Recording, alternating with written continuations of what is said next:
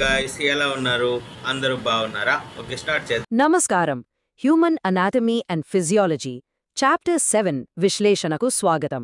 ఈ రోజు మనం మన శరీరంలోని ఒక అద్భుతమైన నెట్వర్క్ గురించి మాట్లాడుకోబోతున్నాం. హృదయనాళ వ్యవస్థ అనగానే ఏదో ఒక డ్రై జీవశాస్త్ర భావన అనుకుంటే పొరపాటే. ఇది నిరంతరం పనిచేసే అత్యంత క్రమబద్ధమైన ఒక మహా రవాణా నెట్వర్క్. సరే, ఈ ప్రయాణంలో మనం ఏమేం చూడబోతున్నామో ఒకసారి త్వరగా చూసేద్దాం. ఈ అద్భుతమైన రవాణా వ్యవస్థ ఎలా పనిచేస్తుంది, ఆ పంప్ నిర్మాణమేంటి, లోపలుండే 4 గదుల కదేంటి, రక్త ప్రసరణ మార్గాలు, రక్తనాళాల హైవేలు మరియు చివరగా పల్స్, ప్రెషర్ ఎలా కొలుస్తారు, ఇవన్నీ కవర్ చేద్దాం. ఇక ఏమాత్రం ఆలస్యం చేయకుండా అసలు ఈ అత్యుత్తమ రవాణా వ్యవస్థ అంటే ఏంటో చూద్దాం. చాలామంది గుండె అనగానే కేవలం అది కొట్టుకోవడం గురించి మాత్రమే ఆలోచిస్తారు కదా. కానీ అసలు విషయం అది కాదు. ఇదొక ప్రాణాధారమైన లాజిస్టిక్స్ నెట్వర్క్. కణాలకు ఆహారం, ఆక్సిజన్ అందించడం దగ్గర్నుంచి వ్యర్థాలను బయటకు పంపే వరకు ఒక్క క్షణం కూడా విశ్రాంతి తీసుకోకుండా మన శరీరంలో నిరంతరం నడిచే వ్యవస్థ ఇది. దీని డ్యూటీ కేవలం డెలివరీ మాత్రమే అనుకుంటే పొరపాటే. ఇది మన శరీర ఉష్ణోగ్రతను అలాగే పీహెచ్ స్థాయిలను కూడా స్థిరీకరిస్తుంది. అంటే శరీరాన్ని ఎప్పుడూ ఒక పర్ఫెక్ట్ బ్యాలెన్స్లో, సైంటిఫిక్ భాషలో చెప్పాలి అంటే హోమియోస్టాసిస్లో ఉంచేది ఇదే అనమాట. మరి ఇంత పెద్ద ఆపరేషన్ను నడిపిస్తున్న ఆ ప్రధాన పంప్ నిర్మాణం ఎలా ఉందో ఇప్పుడు లోతుగా పరిశీలిద్దాం. చూడండి, ఆ కండరాల పంపు ఎక్కడుందో మన ఛాతీ మధ్యలో 2 ఊపిరితిత్తుల మధ్య చాలా భద్రంగా ఉంటుంది. డయాఫ్రేమ్ మీద ఆనుకుని దాని కింది భాగం, అదే ఎపెక్స్, కొద్దిగా ఎడమవైపుకు వంగి ఉండటం మనమిక్కడ స్పష్టంగా గమనించవచ్చు. ఇక్కడ ఒక క్రేజీ ఫ్యాక్ట్ చెప్పుకోవాలి. ఈ పంప్ సైజ్ చూస్తే జస్ట్ ఒక మూసిన పిడికిలి అంత ఉంటుంది. బరువు మహా అయితే ఒక 250 నుంచి 300 గ్రాములుంటుందంతే. కాని అది చేసే పని చూస్తే అమ్మో, శరీరం అంతటికీ విరామం లేకుండా రక్తాన్ని పంప్ చేస్తూనే ఉండాలి. ఈ సైజ్కి ఇది చేసే పనికి అసలు పొంతనే ఉండదు కదూ. మరి ఇంత చిన్న పంప్ అంత అద్భుతంగా ఎలా పనిచేస్తోందో తెలుసుకోవాలంటే ఆ 4 గదుల లోపలికి వెళ్లాల్సిందే. ఈ నిర్మాణాన్ని ఒక్కసారి గమనిద్దాం. మధ్యలో సెప్టమ్ అని ఒక గోడ ఉంటుంది. అది గుండెను కుడి, ఎడమ భాగాలుగా విభజిస్తుంది. పైన రక్తాన్ని రిసీవ్ చేసుకునే చిన్న గదులు, అవే కర్ణికలు. కింద రక్తాన్ని బలంగా పంప్ చేసే పెద్ద కండరాల గదులు, అవే జఠరికలు. మొత్తం మీద 4 గదులన్నమాట. అసలు ఈ ప్రాసెస్ ఎలా జరుగుతుందో ఆర్డర్ ప్రకారం చూద్దాం. ముందుగా సిరల ద్వారా వచ్చిన ఆక్సిజన్ లేని రక్తం కుడి కర్ణికలోకి వస్తుంది. అక్కడినుంచి కుడి జఠరికకు వెళ్లి ఆక్సిజన్ కోసం ఊపిరితిత్తుల్లోకి వెళ్తుంది. అక్కడ ఫ్రెష్ అయిన రక్తం మళ్లీ ఎడమ కర్ణికకు వచ్చి చివరగా ఎడమ జఠరిక ద్వారా ఎంతో ఫోర్స్తో శరీరమంతటికీ పంపవుతుంది. ఇక్కడే ఇంకో అద్భుతమైన విషయం దాగుంది. కుడి జఠరిక రక్తాన్ని పక్కనే ఉన్న ఊపిరితిత్తులకు పంపితే చాలు. కాని ఎడమ జఠరిక అలా కాదు. రక్తాన్ని తలనుంచి కాలి వేళ్ల వరకు సుదూర ప్రాంతాలకు పంపాలి. అందుకే దాని కండరాల గోడ, అదేనండి మయోకార్డియం, కుడివైపు కంటే చాలా మందంగా, చాలా బలంగా ఉంటుంది. ఈ పంప్ మెకానిజం అర్థమైంది కదా. ఇప్పుడు ఆ రక్తం ప్రయాణించే అసలు రూట్స్, అదే ప్రసరణ మార్గాల్ని ఫాలో అవుదాం. ప్రధానంగా ఈ రూట్స్ 2 రకాలు. ఒకటి సిస్టమిక్ సర్క్యూట్, అంటే ఎడమ జఠరిక నుంచి ఆక్సిజన్ ఉన్న రక్తాన్ని శరీరమంతటికీ తీసుకెళ్లే అతిపెద్ద రూట్. రెండోది పల్మనరీ సర్క్యూట్. ఇది కేవలం ఊపిరితిత్తుల దగ్గరకు వెళ్లి ఆక్సిజన్ లేని రక్తాన్ని మళ్లీ ఫ్రెష్ చేసి తీసుకొచ్చే చిన్న రూట్. ఈ రేఖాచిత్రంలో ఆ కార్గో ఎక్స్చేంజ్ ఎంత పర్ఫెక్ట్గా జరుగుతోందో చూడండి. కణాలకు ఆక్సిజన్ని డెలివరీ చేయడం, అక్కడున్న వ్యర్థమైన కార్బన్ డయాక్సైడ్ను పికప్ చేసుకోవడం. ఈ సైకిల్ అలా నిరంతరం నడుస్తూనే ఉంటుంది. సరే, పంప్ మరియు రూట్స్ చూసాం. ఇప్పుడు ఆ రూట్స్ నిర్మించబడిన భౌతిక రహదారుల గురించి, అంటే రక్తనాళాల హైవే సిస్టమ్ గురించి మాట్లాడుకుందాం. ఈ హైవే నెట్వర్క్ చాలా సిస్టమాటిక్గా ఉంటుంది. శరీరంలోనే అతిపెద్ద ధమని అయిన అయోర్టా దగ్గర మొదలై చిన్న చిన్న ధమనులుగా విడిపోయి చివరగా కేశనాళికలు లేదా క్యాపిలరీస్ అనే అత్యంత సూక్ష్మమైన నాళాలుగా మారుతుంది. ఇక్కడే అసలైన పోషకాల బదిలీ జరుగుతుంది. ఆ తర్వాత మళ్లీ అవన్నీ సిరలుగా మారి రక్తాన్ని తిరిగి గుండెకు చేరుస్తాయి. ఏమాత్రం ట్రాఫిక్ జామ్ లేని అద్భుతమైన హైవే ఇది. ఇక ఆఖరి అంశానికి వద్దాం. ఈ మొత్తం సిస్టమ్ బయటనుంచి చూస్తే ఎలా పనిచేస్తోందో తెలుసుకోవడానికి పల్స్ మరియు ప్రెషర్ను ఎలా కొలుస్తారో చూద్దాం. ముందుగా ఒక చారిత్రక విషయం చెప్పుకోవాలి. మనము ఇప్పుడు ఎంత అద్భుతంగా చెప్పుకుంటున్న ఈ మొత్తం రక్త ప్రసరణ వ్యవస్థను అసలు మొదటిసారిగా కనుక్కున్నది ప్రసిద్ధ వైద్యుడు విలియం హార్వే. ఆయన ఈ విషయాన్ని మెడికల్ నోట్స్లో రాయడం వల్లే అనాటమీ చరిత్ర పూర్తిగా మారిపోయింది. మరి ఆ గుండె పంప్ చేసే రేట్ ఎలా ఉంటుందంటే, ఎడమ జఠరిక సంకోచించిన ప్రతిసారీ సుమారు 60 నుంచి 80 మిల్లీలీటర్ల రక్తాన్ని ధమనుల్లోకి నెట్టేస్తుంది. ఇది ఎవరైనా ప్రశాంతంగా కూర్చున్నప్పుడు వాళ్ల పల్స్ రేట్ నిమిషానికి 60 నుంచి 80 సార్లు కొట్టుకోవడానికి ఖచ్చితంగా సరిపోతుంది కదా. అలాగే ఈ మొత్తం నెట్వర్క్ ప్రెషర్కు ఒక పర్ఫెక్ట్ గోల్డ్ స్టాండర్డ్ ఉంది. అదే 120/80 మిల్లీమీటర్ల మెర్క్యూరీ. గుండె ఎంత రక్తాన్ని పంప్ చేస్తోంది, దానికి రక్తనాళాలు ఎంత నిరోధకత ఇస్తున్నాయి అనేదాన్ని బట్టి ఈ బ్లడ్ ప్రెషర్ను క్యాలిక్యులేట్ చేస్తారన్నమాట. కాని ఒక విషయం గుర్తుపెట్టుకోండి, ఈ పంప్ ఏదో ఆటోమేటిక్ మిషన్లాగా ఒకే స్పీడ్లో నడవదు. వయస్సు, మనం చేసే వ్యాయామం, శరీరంలో స్రవించే అడ్రినల్ లాంటి హార్మోన్లు, ముఖ్యంగా మన భావోద్వేగాలు, వీటన్నిటి ఆధారంగా దాని వేగం ఎప్పటికప్పుడు మారుతూనే ఉంటుంది. ఈ అనాటమీ విశ్లేషణను ముగించే ముందు ఒక చిన్న ఆసక్తికరమైన ప్రశ్న. ఈ వ్యవస్థ ఇంత సెన్సిటివ్ అని తెలుసుకున్నాక బహుశా ఇప్పుడు ఖచ్చితంగా ఈ క్షణంలో ఏ నాడీ కారకం లేదా ఏ భావోద్వేగం మనలోని ఆ కేంద్ర పంపును కంట్రోల్ చేస్తోందని మనం ఊహించగలం? ఒక్కసారి ఆలోచించండి. ఈ అద్భుతమైన హృదయనాళ రవాణా వ్యవస్థ పనితీరు అందరికీ స్పష్టంగా అర్థమైందని ఆశిస్తున్నాను. మనం ఈ విశ్లేషణ మొదలుపెట్టి బహుశా ఒక 60 సెకండ్లు గడిచుంటుంది. అవును, దాదాపుగా. ఈ 60 సెకండ్లోనే మన ఛాతిలో ఉన్న ఒక చిన్న కండరం దాదాపు 5 లీటర్ల ద్రవాన్ని శరీరం నలుమూలలకు పంప్ చేసింది. అంటే ఆలోచించండి, అదేదో పెద్ద భారీ ఇండస్ట్రియల్ మోటార్ కాదు, కేవలం మన మూసివేసిన పిడికిలి అంత ఉండే ఒక చిన్న అవయవం. నిజంగా ఆశ్చర్యమే గదా. దానికి స్విచ్ ఆఫ్ బటన్ లేదు, కనీసం మెయింటెనెన్స్ కోసం బ్రేక్ తీసుకునే అవకాశమో అంతకంటే లేదు. కరెక్ట్. అందుకే ఈరోజు మన ముందున్న ఆ human anatomy and physiology PDF chapter 7 notes చూస్తుంటే ఒక విషయం స్పష్టంగా అర్థమైంది. గుండెను కేవలం ఒక జీవశాస్త్ర అవయవం అనుకోవడం చాలా పెద్ద పొరపాటు అని. ఖచ్చితంగా. దాన్ని ప్రపంచంలోనే అత్యంత సంక్లిష్టమైన, దానంతట అదే నడిచే ఒక ఇంజిన్ లాగా చూడాలి. ఈ యంత్రం వెనుక ఉన్న ఆ ఇంజనీరింగ్ అద్భుతాల గురించి ఈరోజు మనం లోతుగా మాట్లాడుకుందాం. నాకు చాలా ఉత్సాహంగా ఉంది. మనం రోజూ వాడే కార్లైనా ఫ్యాన్లైనా కొంతసేపు తిరగాక వేడెక్కిపోతాయి. వాటికి విశ్రాంతి ఇవ్వకపోతే కాలిపోతాయి గదా. అదే కదా. కానీ దశాబ్దాలపాటు సెకను కూడా ఆగకుండా పనిచేసే ఒక యంత్రం మన శరీరంలో ఉందంటే దాని డిజైన్ ఎంత పటిష్టంగా ఉండాలి. ఈ నోట్స్లోని అనాటమీ విభాగం చదువుతున్నప్పుడు నాకదే అనిపించింది. కేవలం ఒక 250 నుండి 300 గ్రాముల బరువుండే ఈ ఇంజిన్ దశాబ్దాలపాటు అంతటి ఒత్తిడిని అసలు ఎలా తట్టుకుంటోంది అని. ఆ ఒత్తిడిని తట్టుకునే విధానం చాలా అద్భుతంగా ఉంటుంది. రోజుకు 5 లీటర్ల చొప్పున నిమిషానికి లెక్కవేసుకుంటే జీవితకాలంలో అది పంప్ చేసే రక్తం ఒక పెద్ద స్విమ్మింగ్ పూల్ను నింపేస్తుంది. వావ్! ఒక స్విమ్మింగ్ పూలంత రక్తం? అవును.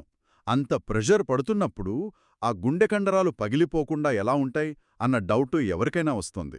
దాని చుట్టూ ఏదైనా రక్షణ కవచం ఉందా అని చూస్తే ఇక్కడ మనకు పెరికార్డియం అనే పొర గురించి నోట్స్లో కనిపిస్తుంది. పెరికార్డియం.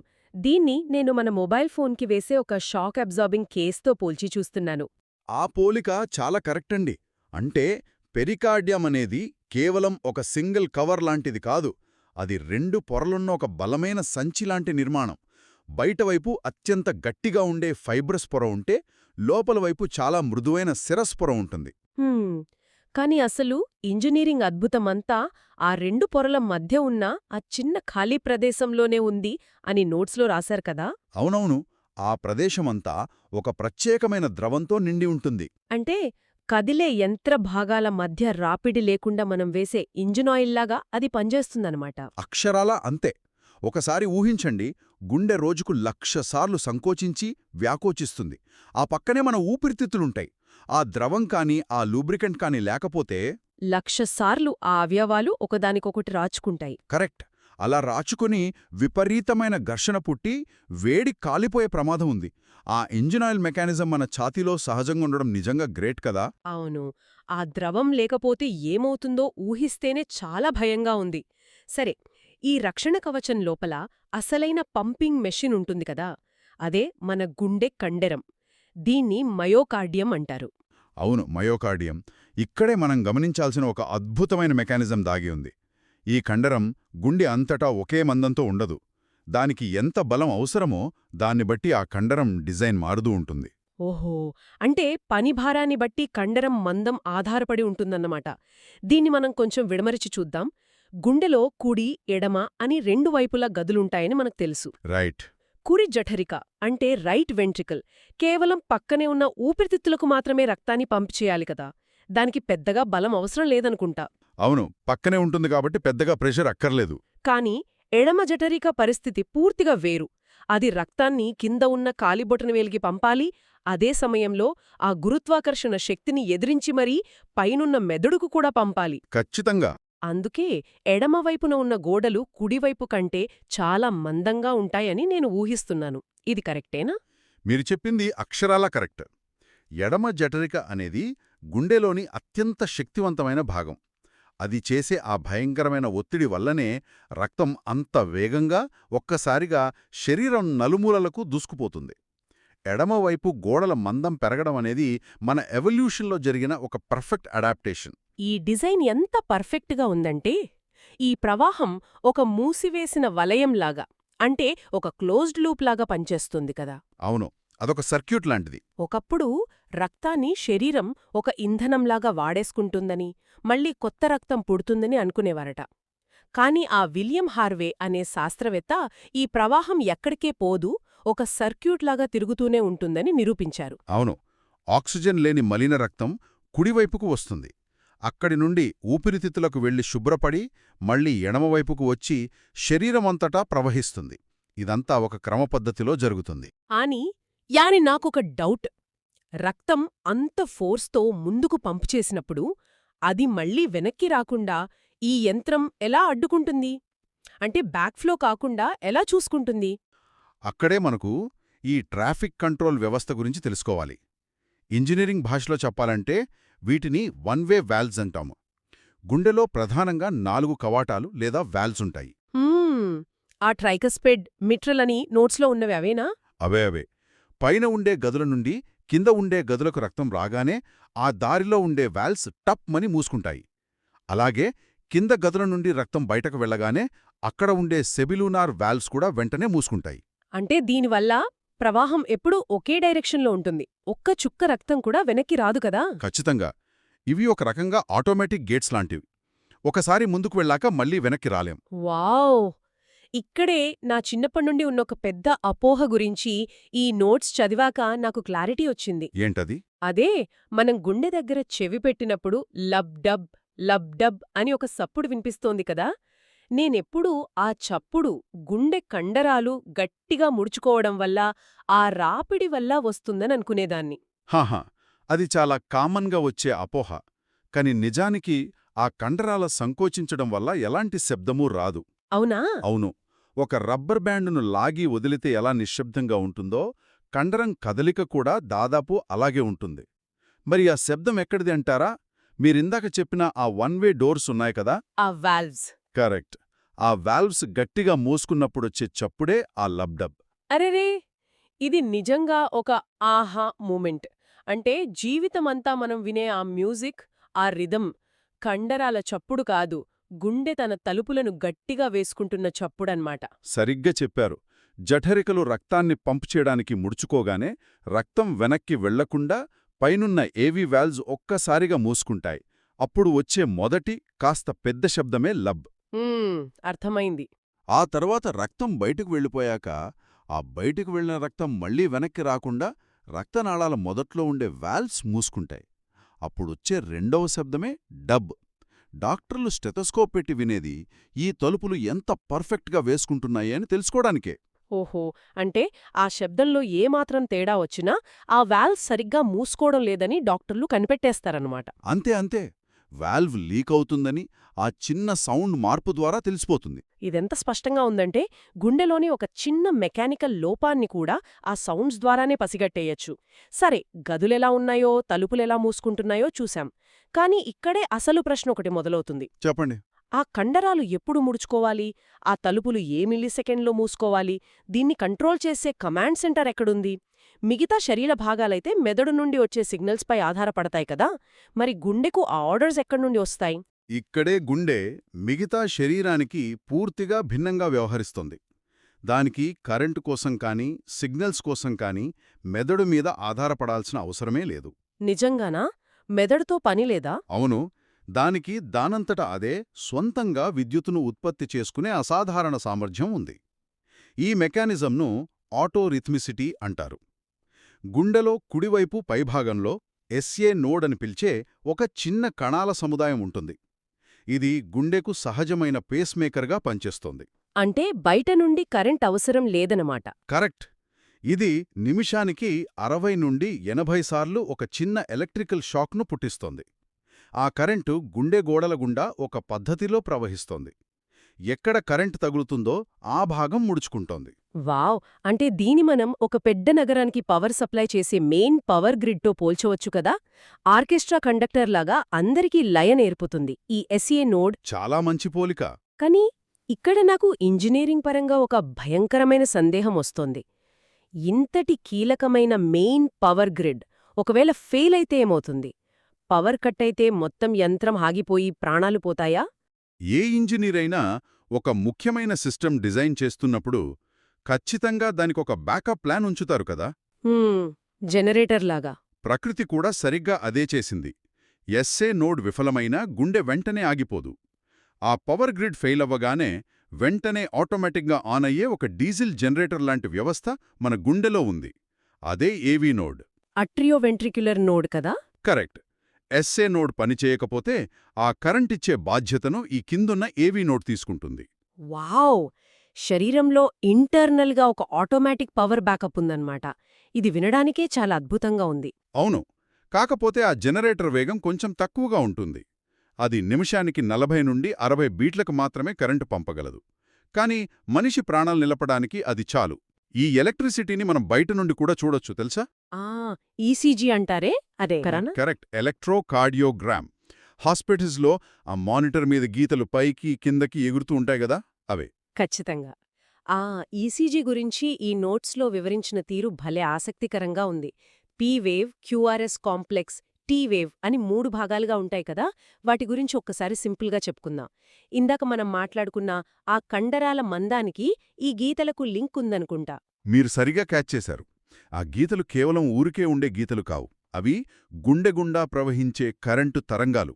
ముందుగా వచ్చే ఒక చిన్న ఉబ్బెత్తు గీత పీ-వేవ్. ఇది పైనున్న కరణికలు ముడుచుకునేటప్పుడు వచ్చే చిన్న కరెంట్. ఆ తర్వాత వెంటనే ఒక పెద్ద వాలుగా పైకి కిందికి వెళ్లే స్పైక్ ఉంటుంది. అదే క్యూఆర్ఎస్ కాంప్లెక్స్. మనమిందాక మాట్లాడుకున్నాం గదా, కింద ఉన్న ఎడమ జఠరిక గోడలు చాలా మందంగా ఉంటాయని. అవునవును, బాడీ అంతటికీ పంప్ చేయాలి కదా. అదే అంత పెద్ద కండరాల ముద్దను ఒకేసారి సంకోచించేలా చేయాలంటే చాలా పెద్ద ఎలక్ట్రికల్ షాక్ కావాలి గదా. ఆ భారీ కరెంటు ప్రవాహాన్నే ఆ పెద్ద క్యూఆర్ఎస్ స్పైక్ చూపిస్తోంది. ఆ తర్వాతొచ్చే టీ-వేవేమో కండరాలు తిరిగి విశ్రాంతి దశకు చేరుకోవడాన్ని సూచిస్తోంది. ఇది భలే ఇంట్రెస్టింగ్ కనెక్షన్ అండి. అంటే ఎనాటమీలోని కండరాల మందానికి ఆ మానిటర్ మీద కనిపించే గీతల ఎత్తుకు ఇంత డైరెక్ట్ లింక్ ఉందన్నమాట. ఒకవేళ ఆ పెద్ద స్పైక్ కనబడలేదంటే ఎక్కడో పవర్ సప్లై కట్టయిందని లేదా బ్యాకప్ జనరేటర్ మీద నడుస్తోందని ఈసీజీ చూసి డాక్టర్లు ఈజీగా చెప్పేస్తారన్నమాట. కరెక్ట్. ఆ వేవ్స్ చూసే గుండె ఆరోగ్యాన్ని అంచనా వేస్తారు. ఇదంతా వింటుంటే ఒక ఫుల్లీ ఆటోమేటెడ్ మెషిన్ పనితీరుని చూస్తున్నట్లుంది. సరే, ఇప్పుడు ఈ యంత్రం యొక్క స్టాటిస్టిక్స్ గురించి మాట్లాడుకుందాం. గుండె ఒక్కసారి కొట్టుకుని మళ్లీ విశ్రాంతి తీసుకోవడానికి పట్టే సమయం కేవలం 0.8 సెకండ్లు అని మూలాల్లో ఉంది. అవును, ఆ 0.8 సెకండ్లలోనే గుండె ముడుచుకోవడం, మళ్లీ తిరిగి రక్తం నింపుకోవడానికి విశ్రాంతి తీసుకోవడం రెండూ జరిగిపోతాయి. మీరు గమనిస్తే గుండె కొట్టుకునే సమయం కంటే అది విశ్రాంతి తీసుకునే సమయమే ఎక్కువగా ఉంటుంది. అంటే సెకండ్లో 10 వంతుల కంటే తక్కువ సమయంలోనే అది తన బ్రేక్ను ముగించేస్తుందన్నమాట. ఒకసారి కొట్టుకున్నప్పుడు గుండె సుమారు 70 మిల్లీలీటర్ల రక్తాన్ని బయటకు పంపుతుంది. దీన్ని స్ట్రోక్ వాల్యూమ్ అంటారు కదా. అవునండి. సగటున నిమిషానికి 72 సార్లు కొట్టుకుంటే ఈ రెండింటినీ గుణిస్తే వచ్చే కార్డియాక్ అవుట్పుట్ దాదాపు 5 లీటర్లుంటుంది. మనం ఆరంభంలో అనుకున్న 5 లీటర్ల లెక్క ఇక్కడ్నుండొచ్చిందే. ఒక 5 లీటర్ల వాటర్ క్యాన్ను 60 సెకండ్లలో ఖాళీ చేసి మళ్లీ నింపాలి, అది కూడా ఎలాంటి లీకేజీ లేకుండా. ఈ వ్యవస్థను తలుచుకుంటేనే నిజంగా ఆశ్చర్యం వేస్తోంది. నిజమే. చాలా అద్భుతమైన స్టాటిస్టిక్స్ ఇవి. అయితే ఇక్కడ నాకు అర్థం కాని ఇంకొక విషయముంది. మనం కూర్చున్నప్పుడు ఇలా ప్రశాంతంగా 5 లీటర్లు పంప్ చేస్తుంది సరే, కానీ అకస్మాత్తుగా మనం పరిగెత్తడం మొదలుపెడతాం లేదా భయపడతాం. అప్పుడు కండరాలకు మరింత రక్తం, ఆక్సిజన్ అవసరం కదా. ఆ విషయం గుండెకు ఎలా తెలుస్తుంది? ఎవరైనా వెళ్లి వేగం పెంచు అని కమాండ్ ఇస్తారా? ఎస్ఎన్ నోడ్కి మెదడుతో సంబంధం లేదు అన్నారు కదా ఇందాక. ఆ ఇక్కడే ప్రకృతి ఒక అద్భుతమైన ఆటో రెగ్యులేషన్ సిస్టమ్ను ఏర్పాటు చేసింది. గుండె వేగాన్ని, బ్లడ్ ప్రెషర్ను కంట్రోల్ చేయడానికి మన రక్తనాళాల్లోనే ఇన్బిల్ట్ సెన్సార్లుంటాయి. వీటినే బారోరిసెప్టర్లు మరియు కీమోరిసెప్టర్లు అంటారు. ఈ సెన్సార్లు భౌతికంగా ఎలా పనిచేస్తాయో ఒకసారి చూద్దాం. బారోరిసెప్టర్లు అంటే ప్రెషర్ను పసిగట్టే సెన్సార్లు కదా. ఇవి రక్తనాళాల గోడలలో ఉంటాయని నోట్స్లో ఉంది. అంటే రక్తం ఎక్కువ ఫోర్స్తో వచ్చినప్పుడు ఆ గోడలు సాగుతాయి. ఆ సాగుదలను ఈ సెన్సార్లు గుర్తించి సిగ్నల్ ఇస్తాయా? అక్షరాల అంతే. ఉదాహరణకు, మీరు చాలాసేపు కూర్చొని అకస్మాత్తుగా పైకి లేచారనుకోండి, ఏమవుతుంది? గురుత్వాకర్షణ వల్ల రక్తం కిందికి వెళ్ళిపోయి తలకు రక్త ప్రసరణ తగ్గుతుందే.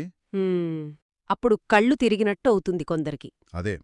ఆ క్షణంలో మెడలోని రక్తనాళాల్లో ఉన్న బారోరిసెప్టర్లకు ఒత్తిడి తగ్గినట్లు అర్థమైపోతుంది. వెంటనే అవి మెదడు కింది భాగంలో ఉన్న మెడ్యులా ఒబ్లాంగేటాకు ఒక ఎమర్జెన్సీ సిగ్నల్ పంపుతాయి. ఒత్తిడి పడిపోయింది, బ్రెయిన్కి రక్తం అందటం లేదు, వెంటనే గుండెను వేగంగా కొట్టుకోమని చెప్పు అని. ఓహో, అంటే ఇక్కడ మెదడు ఇన్వాల్వ్ అవుతుందన్నమాట. అవును. వేగం పెంచడానికి లేదా తగ్గించడానికి మెదడు నర్వస్ సిస్టమ్ ద్వారా సిగ్నల్ పంపుతుంది. మిలీసెకండ్లలో మెదడు ఆ ఆదేశాన్ని గుండెకు పంపుతుంది. అందుకే మనం అకస్మాత్తుగా లేచినప్పుడు ఒక్కోసారి కళ్ళు తిరిగినట్లు అనిపించి వెంటనే ఆటోమేటిక్గా సెట్ అయిపోతుంది. కారణం ఈ సెన్సార్లు వెంటనే స్పందించడమే. వావ్! అంటే ఒక ఏసీ థర్మోస్టాట్ ఎలాగైతే గది ఉష్ణోగ్రత తగ్గగానే ఆగిపోతుందో, ఈ సెన్సార్లు కూడా అంతే ఖచ్చితత్వంతో పనిచేస్తాయన్నమాట. మరి కీమోరెసెప్టర్లు అంటే ఆక్సిజన్, కార్బన్ డయాక్సైడ్ లెవెల్స్ చూసేవి కదా? అవును. మీరు పరిగెడుతున్నప్పుడు కండరాలు ఎక్కువ ఆక్సిజన్ను వాడేసుకుని కార్బన్ డయాక్సైడ్ను వదులుతాయి.